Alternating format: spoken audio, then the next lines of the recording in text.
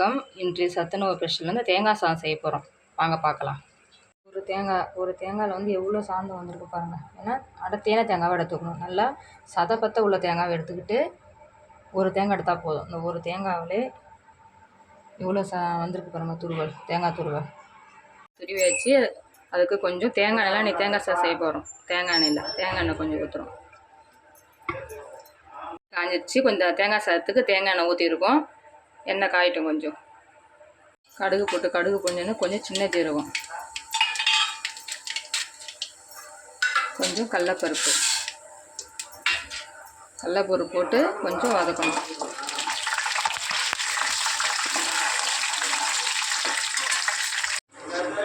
கடலப்பருப்பு கொஞ்சம்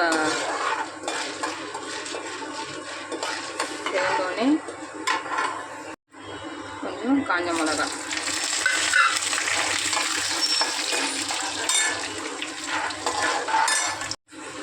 தேங்காவை போட்டு நல்லா கிளறும். கருவேப்பிலை, சுவையான தேங்காய் சாதம் ரெடி ஆகிடுச்சு.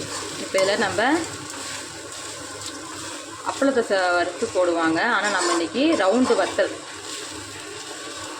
வத்தலை பொரித்து சாதம் வத்தலை பொரித்து அதில் போட்டு கிளற போகிறோம். தேங்காய் வந்து கலர் மாறக்கூடாது. நல்லா ஏன்னா தேங்காய் சாதம் ரெடி ஆகிடுச்சு பாருங்கள். அப்போல்லாம் நம்ம வீட்டில் போட்ட வத்தல், இந்த வத்தல் பொரிச்சு போட்டால் அவ்வளோ டேஸ்ட்டாக இருக்கும்.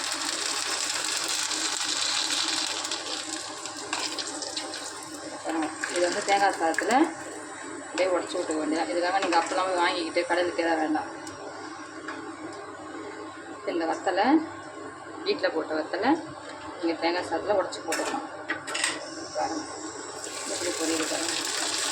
கவரிச்சு வத்தல் மே மாதம் போட்டோம் இல்லையா, அந்த வத்தல் தான். இது வந்து அப்பளத்துக்கு பதிலாக தேங்காய் சாதத்துக்கு போட்டால் டேஸ்ட்டாக இருக்கும். இதெல்லாம் நம்ம போட்டலாம். இந்த தேங்காய் தொக்கில் கொஞ்சம் புதினா தழை கலந்து கிண்டிக்கிட்டு நம்ம பொரித்து வச்ச அப்பளத்தை நல்லா உடச்சி விடணும். பாருங்கள், அந்த வத்தலை அப்படி எடுத்து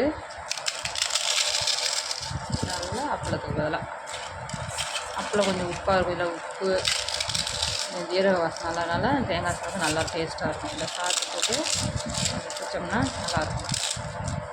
அப்படியே ஒன்றும் பாதிமா ரொம்ப துருவலாக இருந்தால் கொஞ்சம் சாப்பிடக்குள்ள தட்டுப்படணும். இப்போ இதை ஒரு கிளறு இப்படி சாதத்தோடு சேர்த்து நம்ம கிளற வைக்கலாம். அவ்வளோதான், தேங்காய் சாதம் ரெடி ஆகிடுச்சு.